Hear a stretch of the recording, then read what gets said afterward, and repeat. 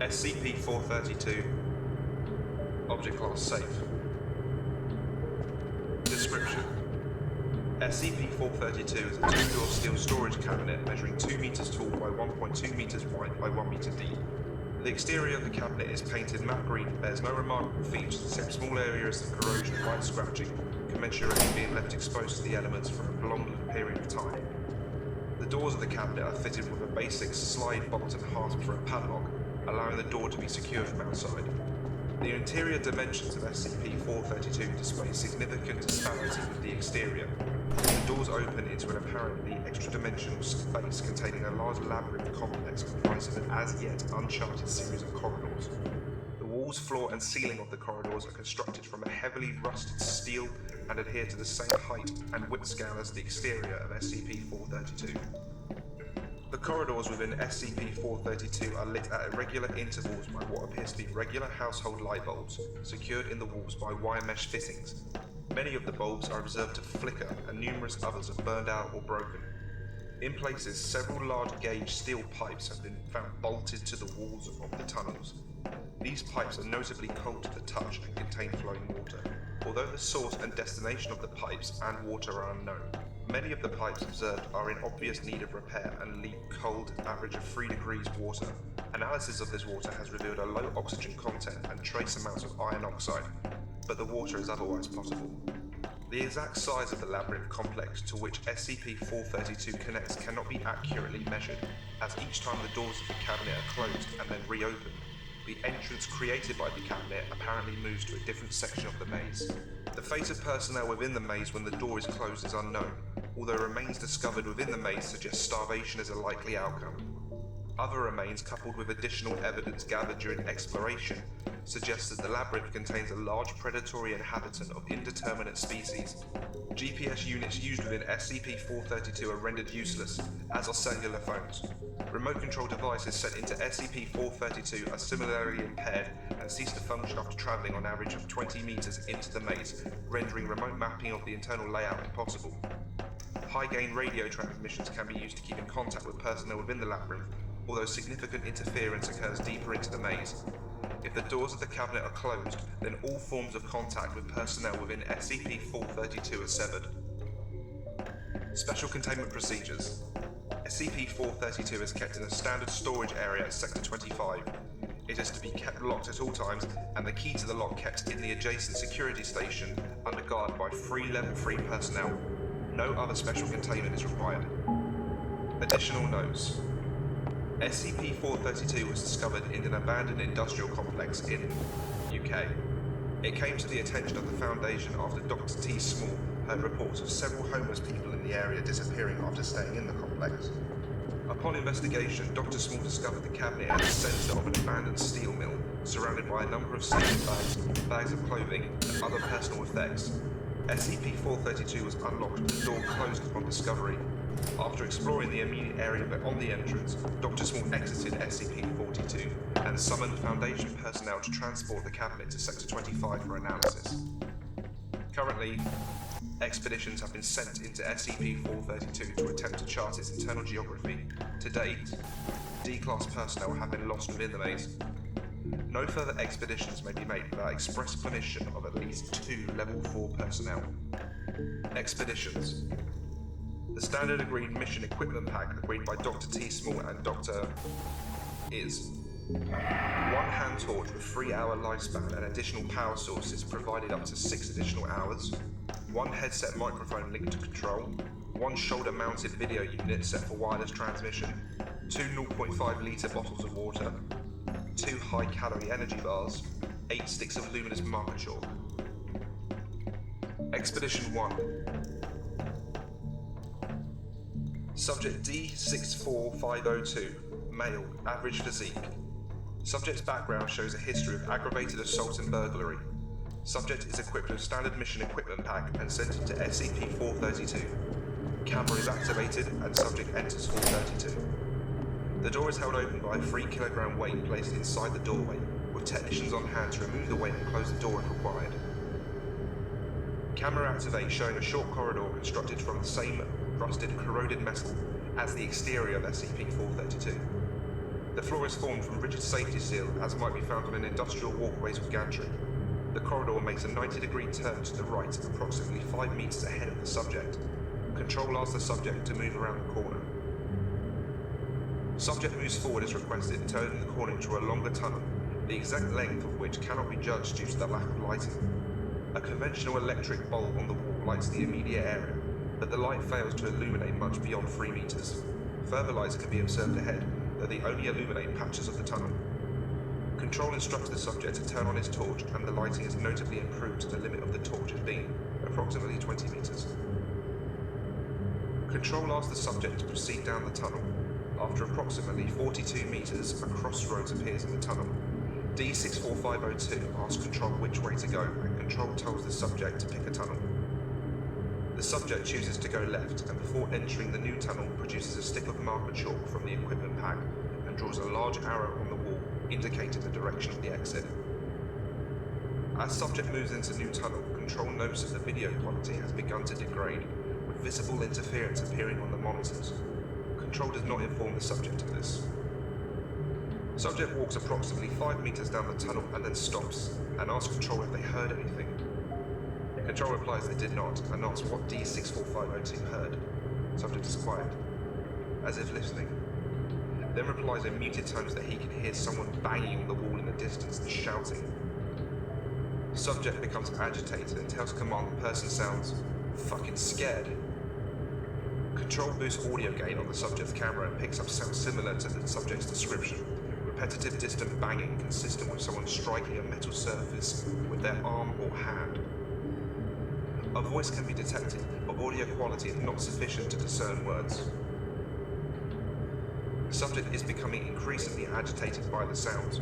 Control informs the subject to move in the direction of the shouts. The subject objects, but after a short discussion with Control about the nature of his employment, he moves forward. After approximately 14 meters, the tunnel turns 90 degrees right and angles downwards in a gentle slope.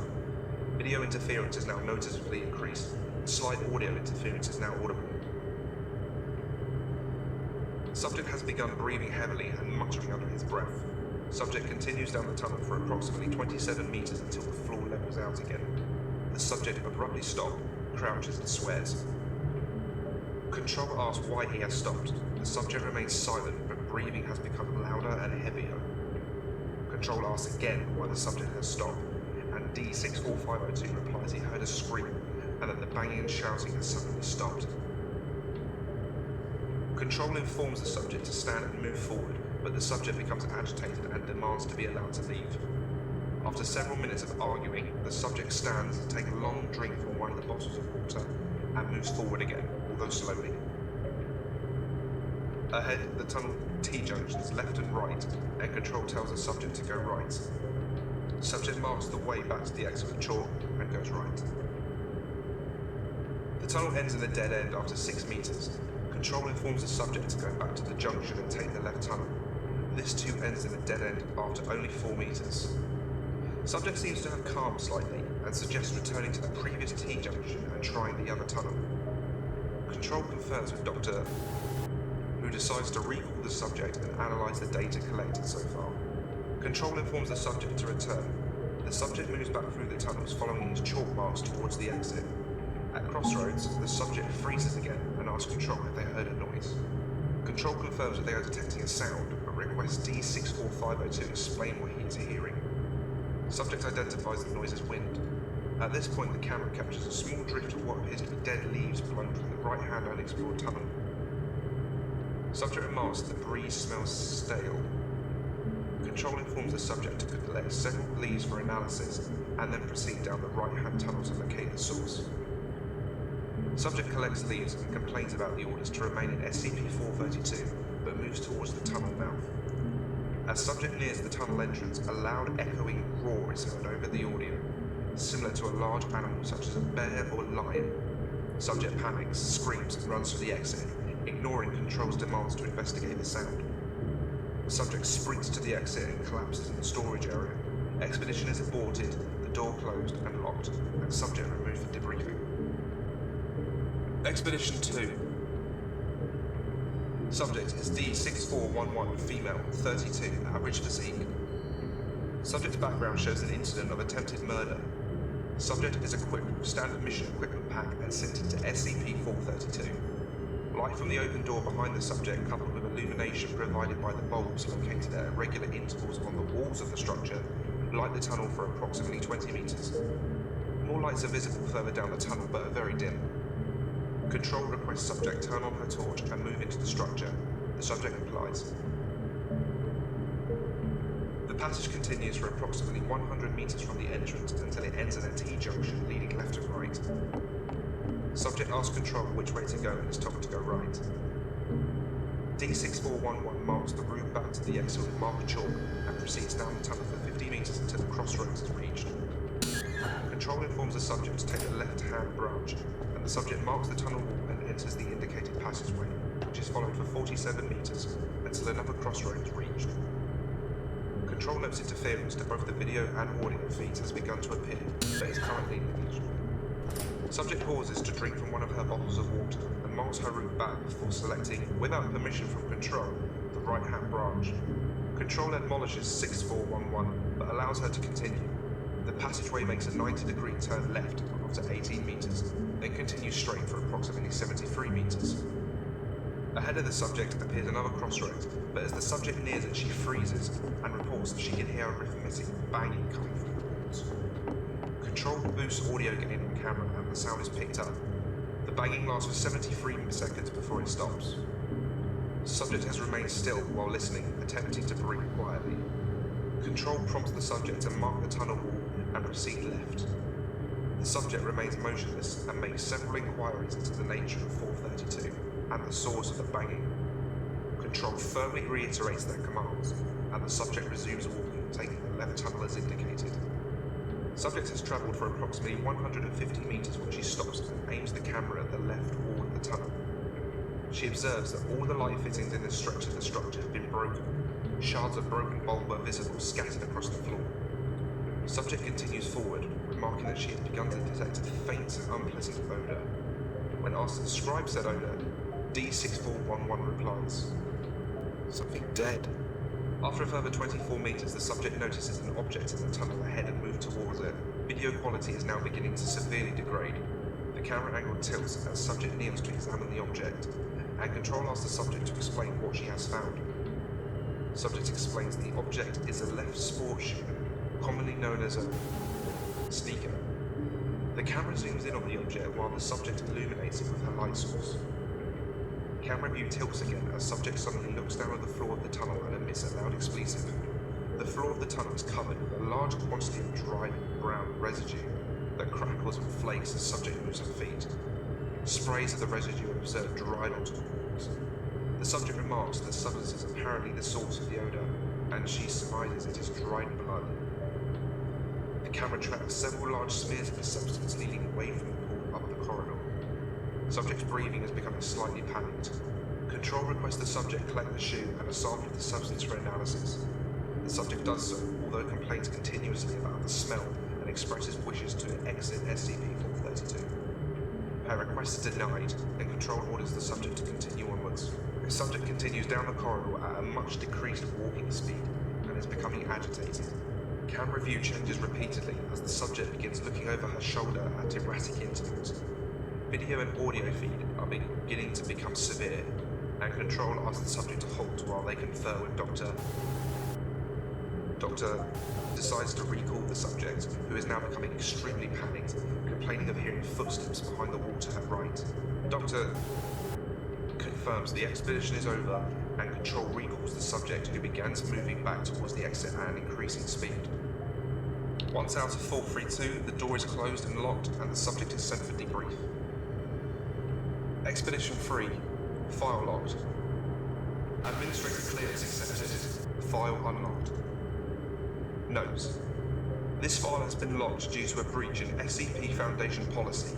The policy breach concerns the promise to never place SCP staff in harm's way, save for D-Class personnel, security, and NTF units, except in extreme circumstances. The content of this file is strictly confidential. Any leaking of any information within this file is cause for severe disciplinary or execution. SCP-432, Expedition 3. This log has been condensed to the reason for it being logged. D0987, male, 25, was sent into SCP-432 with a standard mission pack. The first 20 minutes was uneventful. D0987 then stated he could hear sounds of growling near his position and began to grow panicked and agitated. After swearing loudly, a massive crash can be heard over the headset. Camera feed cuts out, and D0987 is presumed dead by unknown causes. After 5 minutes of failed attempts to re-establish contact with D0987, technicians prepare to close the doors to SCP-432. D0987's camera and audio feed are suddenly re-established. D0987 appears to be running through SCP-432. Following his chalk markers, he can be heard screaming and panting. The sounds of roaring and heavy, fast footsteps are also picked up. The technicians try to re-establish contact. D0987, can you hear me? What is happening? Report. I hear you. It is chasing me. Fuck. My arm is shredded. Fuck, help me, please. D0987, what happened? What is it? How far away are you? It came through the wall. It was in the fucking wall. I'm close. Please help. It's right behind me. At this moment, a huge roar can be heard coming from the audio receiver and from within the cabinet itself. The lead researcher makes the decision to close the cabinet doors. Technicians remove the weights just as D0987 can be seen rounding the corner at the end of the corridor. D0987 spotted. He's badly injured. Close the doors. No, wait, please! The technicians close the doors. All communication with D0987 is lost, and D0987 is presumed dead. After this, it was decided by the lead researcher and Overwatch Command to use 2 D-Class personnel and a technical assistant to attempt to cut through the walls to gather further information on what attacked D0987. The technical assistant was not to be told any more than the mission directive. The technical assistant was to be armed in case of an attack, but was also to be considered expendable. Overwatch Command has the power to bypass policy in their own discretion. Nevertheless, this expedition is locked, and access is forbidden except for O5 and administrator level clearance. Reminder, leaking any information from this file is grounds for severe disciplinary or execution. Expedition 4. Team is made up of 3 members, D5891, male 27, D8321, female 32, and technical assistant. Equipment pack for this expedition differs from the norm. D5891 is equipped with 10 sticks of luminous marker chalk, 1 250mm steel pry bar. Subject D8321 is equipped with 1 shoulder-mounted video unit set for wireless transmission. Technical assistant is equipped with 1 standard issue Beretta 9mm firearm with 20 rounds of ammunition, 1 back-mounted oxyacetylene cutting torch. Subjects have been briefed that they are to enter SCP-432, move a short distance into the structure, and then attempt to cut through the interior walls with the oxyacetylene torch. The team moves into the structure with D5891 marking their progress every few meters with luminous chalk. After several turnings, chosen by control at random, the team arrives at a crossroads. Attached to the wall by a northern passageway are 2 large steel pipes. The team is asked by control to examine these pipes. The technical assistant places a hand on one pipe and remarks that it is very cold to the touch, and that there is a sensation of liquid moving within the pipe. The technical assistant requests to cut into the pipe, but control denies the request, directing the team to follow the pipes instead. The team moves north from the crossroads, following the pipes for almost 300 meters, taking several turnings in the process until the pipes continue through the wall at a dead end. Control informs the team that they should ignite the oxyacetylene torch and cut through the dead end. At this point, the technical assistant moves to the fore and lights the torch. D5891 takes up position behind him with the pry bar ready, and D8321 moves back to cover the other 2 with the camera. The technical assistant cuts into the wall, attempting to excise a large hole, enough to step through. As he begins cutting, D8321 remarks that she believes she heard a noise behind them. The camera angle changes as she looks over her shoulder, revealing the corridor behind the team to be empty. Control requests she turn back and film the cutting. The technical assistant has made an approximately 1 meter high cut into the wall when D8321 remarks again that she can hear something moving close by and begins looking around. D5891 and the technical assistant appear not to hear her over the sound of the oxyacetylene torch. The technical assistant finishes the vertical cut and then proceeds to make a short horizontal cut to allow D5891 to insert the pry bar and pull out a section of the metal wall. As D5891 steps forward and inserts the pry bar into the cut, a loud roar is heard, apparently coming from behind the wall. D8321 screams and begins to back away, at which point the cut section of the wall is seen to bend outwards, pushed by something from behind. At this point, the video feed becomes confused, as D8321 attempts to flee and the camera is unable to compensate for her rapid movements. Audio transmission is also unreliable due to interference and screams of the team. It appears that a large indigenous life form comes through the hole cut by the technical assistant and assaults the team.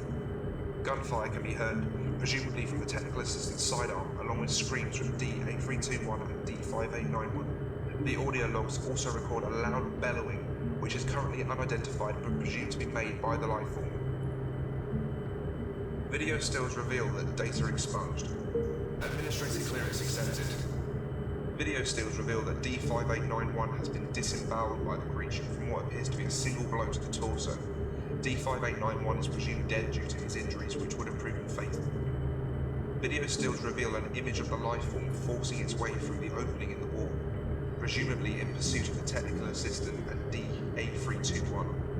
Gunshot wounds can be seen on the creature's arm from the technical assistant's firearm, however seem to have very little effect. Subject D8321 manages to return to the entrance of SCP-432, injured and in a state of extreme mental distress. She exits SCP-432 and, before technical staff can stop her, pulls out the weight holding the door open and shuts SCP-432. When the door is reopened, the internal layout has changed, and D5891 and the technical assistant are presumed lost.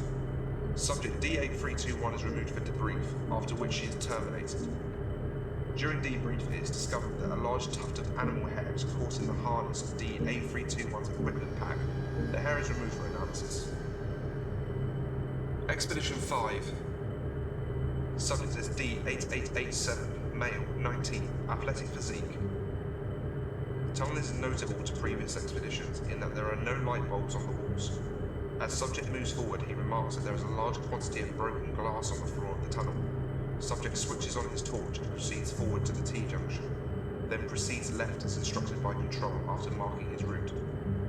Subject moves through SCP-432, taking turners as indicated by Control.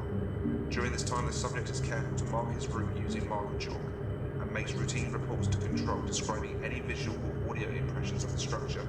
Subject reports that he can hear occasional distant machine noises through the walls, and that the interior of SCP-432 is quite cold. After 45 minutes, subject has travelled approximately 2,500 meters through the structure. Video and audio interference is minimal, and subject has carefully marked his route through SCP-432 with marker chalk. Subject stops to take a drink from a bottle of water and consume a ration bar. After resting for a few minutes, subject continues and, after taking a turn to the right, encounters 3 objects on the floor of the tunnel. Subject stops and illuminates the objects with his torch, revealing them to be 2 crumpled food cans and 1 bent tin fork. The cans are partially corroded and seem to be quite old. The labels are of a familiar brand of canned beans. Control asks the subject to place the items in his equipment pack for analysis. Subject continues onwards, but after 40 minutes stops and informs Control he can hear something. Control requests clarification, and D8887 remarks that he can hear a faint sobbing or crying emanating from somewhere nearby. Control asks if the crying is male or female. The subject responds that it sounds male. Audio pickup fails to register the sound clearly.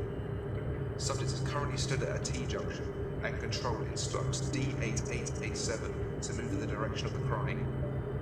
Subject takes the left-hand passageway, moves 30 meters down the connected corridor, takes a right turn, and follows the corridor another 22 meters, proceeds straight ahead at a crossroads, and continues for 37 meters. Video interference has begun to increase, and Control cautions the subject not to proceed too quickly. Subject complains the darkness within SCP-432 is hampering his efforts, then shouts, "Hello? Can you hear me? I'm coming!" Control admonishes D8887 for shouting, informing him he may attract attention to himself. Subject asks, What else is in here then? but Control informs the subject to continue along his current route and locate the source of the crying. Subject stops at the next junction and pauses to listen. Audio picks up a drawn-out moan or scream, apparently human in origin, after which the crying ceases. Subject swears and asks if they heard the scream, stating it sounded very close. Control asks the subject to proceed forward. The subject complies, although slowly, attempting to move as much stealth as possible. After 20 meters, the passageway turns right. Subject moves around the corner cautiously. The camera reveals the passageway ends at a dead end. Subject approaches the wall and places an ear against the metal. Subject backs away from the wall, hurriedly hissing expletives. Control asks what he heard, and subject whispers, There's something behind the wall. I can hear it crunching on something. Subject makes repeated whispered requests to exit SCP-432 immediately. Control confirms with Doctor, who agrees to recover the subject.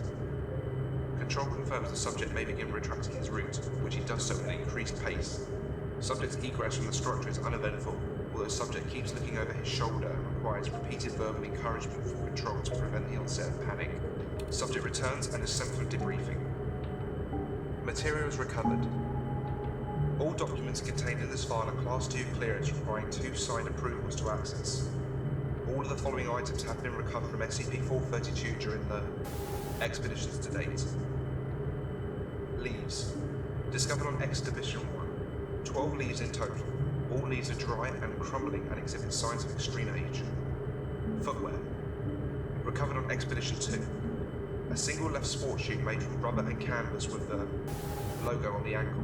The branding and manufacturing start dates the shoe to 1982. The shoe shows signs of heavy use, frayed laces, worn soles and scuffed toes, and is caked in a fine layer of earth and dust. Dried blood. Recovered on Expedition 2. Scrapings from a large dried blood stain. Tests have confirmed the blood is human, male, typo positive. The blood is too old and degraded for DNA reconstruction. Animal hair. Recovered on Expedition 4. A large tuft of matted brown animal fur with a large clump of skin cells attached to the roots. The hairs are approximately 13 centimeters long, stiff and coarse, and smell extremely unpleasant.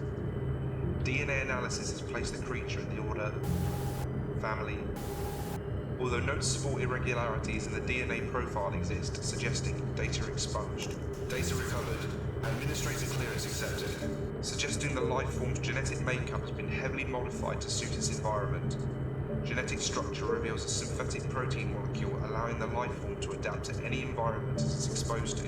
In this case, superior strength, predatory instincts and endurance, capable of causing significant structural damage, the ability to hear and detect life forms from a distance, and withstand moderate to high amounts of damage with no sign of decreased aggression or stamina. Food tins and fork. Recovered on Expedition 5, 2 crushed and empty cans of Heinz baked beans with meatballs and 1 tin fork. The cans have apparently been opened with a church key type can opener and the contents consumed. 1 can contains traces of human blood mixed with the food source, as well as small trace amounts of human tissue. The blood and tissue is mixed with the food source in a manner to suggest it was added to the food prior to consumption. The fork is covered with dried food source consistent with Heinz meatballs and baked beans, as well as traces of human blood and tissue.